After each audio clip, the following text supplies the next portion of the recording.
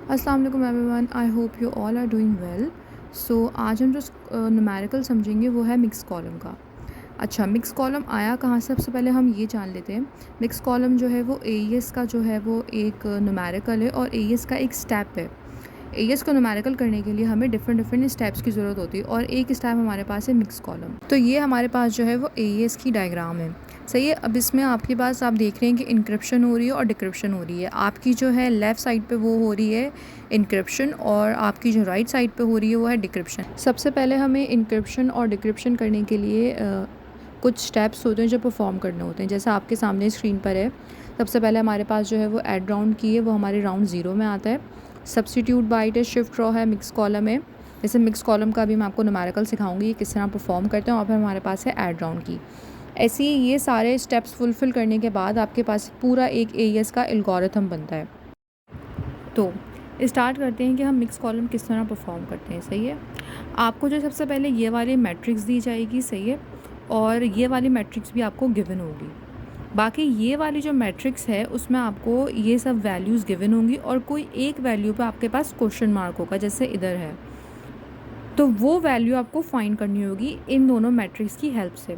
सबसे पहले हम क्या करेंगे कि जब हम देखेंगे कि क्वेश्चन मार्क किस रॉ और किस कॉलम में है।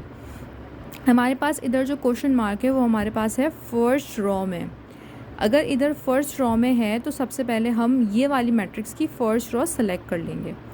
और आपके पास जो क्वेश्चन मार्क है वो है लास्ट कॉलम में, तो हम फर्स्ट वाली मैट्रिक्स का लास्ट कॉलम सेलेक्ट कर लेंगे। जैसे कि इसका हम जो है लास्ट मैट्रिक्स सेलेक्ट कर लेंगे और इसका जो है हम लोग फर्स्ट मैट्रिक्स सेलेक्ट कर लेंगे। ओके, तो हमने जो है जैसे कि लास्ट कॉलम सेलेक्ट कर लिया था इसका और फर्स्ट रॉ इसकी सेलेक्ट कर ली थी। अब हम क्या करेंगे कि जब हमने ये दोनों चूज़ कर ली तो अब इन दोनों को हमें मल्टीप्लाई करवाना है और इनके जो बीच में आएगा वो आएगा ज़ोर। जैसे कि हमने वैल्यूज़ इधर लिख ली हैं 97, EC, C3, 95। सही है। और मल्टीप्लाई करवाना है इनसे 2, 3, 1 एंड लास्ट में फिर से 1 और इनके बीच में हमें लगाना है ज़ोर ऑपरेशन। अब जो हमारे पास जो 1 से मल्टीप्लाई हो रही है वो सेम एज इट इज़ ऐसी ही हमारे पास आ जाएंगी, इसको हमें चेंज करने की ज़रूरत नहीं है। बट जिन पे हमारे पास 2 और 3 आ रहे हैं उनको हम फर्दर कैलकुलेट करेंगे। सबसे पहले हम क्या करेंगे, EC.3 को ब्रेक करेंगे। अब इसको हमने किस तरह ब्रेक करा, 3 को हमने 2 और 1 में ब्रेक करा। हम सबसे पहले हमने ये जो EC है ये लिख लिया एज इट इज़, फिर हमने ज़ोर का ऑपरेशन लगा के 2 पॉइंट EC लिखा। सही है। इस तरीके से हम इसको ब्रेक करेंगे, एक बार 2 के साथ और एक बार 1 के साथ। सही है। अगर अगर इधर हम लिखेंगे 1 पॉइंट EC तो भी कोई फ़र्क नहीं पड़ेगा। उसके बाद सबसे पहले हमने EC का बाइनरी, हम उसको बाइनरी फॉर्म में लिखेंगे। अच्छा, हमने बाइनरी फॉर्म में उसको किस तरीके से चेंज किया? सबसे पहले हमने बाइनरी टेबल बना लिया इसके लिए। सबसे पहले हमने जो है ना 8 ज़ीरोज़ लिखे और 8 1 लिखे, फिर 4 0 4 1 4 0 4 1, फिर 2 0 2 1 2 0 2 1 और एंड में 1 0 और 1 1। और हमने इसको वैल्यू असाइन कर दी 0 1 2 3 4 5 6 7 8 9 और 9 के बाद जो 10 वैल्यू उसकी जगह हमने ABCDEF। अच्छा, अगर हमें प्रूफ करना है कि हमारा टेबल सही है तो हम ये देखेंगे कि स्टार्ट पर आपके 0 0 आ रहे होंगे और एंड में हमारे पास 1 1 1 आ रहे होंगे। सही है। 4 बार 1 आ रहे होंगे और ऊपर 4 बार आपके पास 0 आ रहे होंगे। तो उसके बाद जो EC है उसका हमने बाइनरी फॉर्म में लिख लिया। अब E देखें, E क्या कहाँ है इधर, ये देखें E 1 1 1 0 1 1 1 0 और C कहाँ है इधर, C ये रहा 1 1 0 0 1 1 0 0। इसको हमने इस तरीके से ब्रेक कर लिया। अब सेकंड स्टेप जो होता है वो होता है शिफ्ट करना।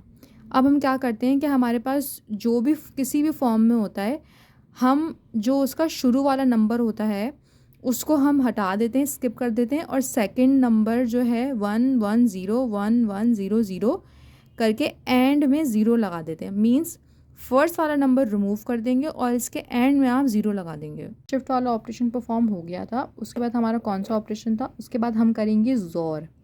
अब हम ज़ोर किससे करेंगे, मतलब हमारा जो 2 EC वाला था वो हमने कंप्लीट कर लिया। किस तरीके से, टेबल की फॉर्म से। बस हमने 2 EC किस तरह चेंज करा, हमने सबसे पहले EC को बाइनरी फॉर्म में लिखा और फिर इसको शिफ्ट कर दिया। लेकिन इसमें एक चेंज ये होगा कि अगर हमारे पास ईसी में स्टार्टिंग में 1 आ रहा होगा तो हम इसको एक कांस्टेंट वैल्यू से ज़ोर करेंगे। अब इधर जो कांस्टेंट वैल्यू होती है वो आपको पेपर में गिवन होती है। जैसे हमारे पास इधर है 0 0 0 1 1 0 1 1। ये जो हमारे पास वैल्यू आई है शिफ्ट होने के बाद उसको हम ज़ोर करेंगे कांस्टेंट वैल्यू से और हमारे पास ये आंसर आ जाएगा। इस तरीके से इस पूरे प्रोसेस से हमारे पास 2 पॉइंट ईसी जो है वो सॉल्व हो जाएगा। उसके बाद हम जो है ज़ोर करेंगे सिंपल ईसी से। ये जो आंसर आया है इसको ज़ोर करेंगे सिंपल ईसी से, क्योंकि हमारे पास क्या था, ईसी 0.3 था। अगर हमारे पास ईसी 0.2 होता तो हम इसी वैल्यू को अपना आंसर कंसिडर करते, लेकिन हमें अभी ज़ोर भी करना पड़ेगा ईसी से। सही है, अब दोबारा ईसी की वैल्यू देखी जो कि हमने चेंज की हुई ऑलरेडी, उसको आंसर वाली वैल्यू से ज़ोर करवाती है। जैसे 11000011 11000011 और ज़ोर करवाया 11101100 और हमने इन दोनों वैल्यू को ज़ोर करा। हमारे पास जो आंसर आ रहा है वो आ रहा है 2F। सही है, हमारे पास ये वाला सॉल्व हो गया। अब हम 97.2 के लिए सॉल्व करेंगे। सबसे पहले हम वही करेंगे कि 97 को बाइनरी फॉर्म में लिखेंगे। यहाँ से देखकर 9 हमारे पास क्या है 1001 लिख लिया, और 7 क्या है हमारे पास 0111 सही है। अब सबसे पहले वही जो हमने ऊपर किया था शिफ्ट करवाना है। अगर स्टार्टिंग में 1 है तो कांस्टेंट वैल्यू के साथ ज़ोर करवाना होगा। तो हमने जो है ये वैल्यू लिख ली, इसकी शिफ्ट करवाने के बाद फिर एज़ यूजुअल कांस्टेंट वैल्यू के साथ ज़ोर करवा दिया और हमारे पास आंसर जो हो गया वो हो गया 35। लेकिन अगर इधर हमारे पास 1 नहीं होता, 0 होता, तो हम सिंपल जो है शिफ्ट करते और यही आंसर हो जाता। हम इसको ज़ोर कांस्टेंट वैल्यू के साथ नहीं करवाते। और हमारे पास इधर 92.7 था तो इसलिए हमने यहाँ पर अपना आंसर स्टॉप कर दिया। अगर हमारे पास 97.3 होता तो फिर हम जो है एक और बार ज़ोर करवाते 97 से, जैसे हमने यहाँ करवाया था। जैसे इसका फॉर्मूला ये है और 97 का फॉर्मूला सिंपल है, बस 2 पॉइंट ईसी, जिस तरह आपने ये वाला स्टेप सॉल्व किया था। तो हमारे पास इन दोनों के आंसर आ गए। एंड में हम जो है ना वैल्यूज़ 1 की वैल्यू तो आपके पास सेम रहेगी और बाकी जो वैल्यू हमने 2 और 3 के लिए निकाली थी वो 35 थी और 27 थी। अब इसको हम कैलकुलेटर में किस तरीके से सॉल्व करेंगे। सही है, सबसे पहले हमारे पास यूजुअली जो है वो क्या होता है, कॉम्प्लेक्स होता है आपके पास कैलकुलेटर में। सही है, तो कॉम्प्लेक्स के हम क्या करना है, सबसे पहले मोड में जाना है। सही है, और नंबर 4 सेलेक्ट करना है, बेस इन सेलेक्ट करना है। उसके बाद हमें सेलेक्ट करना है हेक्साडेसिमल।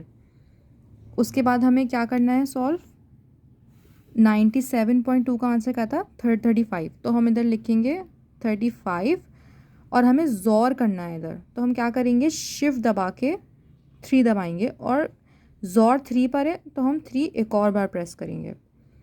फिर हमें क्या करना है, उसके बाद ज़ोर करवाना है किससे, 2F से, 2 और ये सारी वैल्यूज़ इधर रखी हुई है। देखें, ये देखें यहाँ F लिखा हुआ है।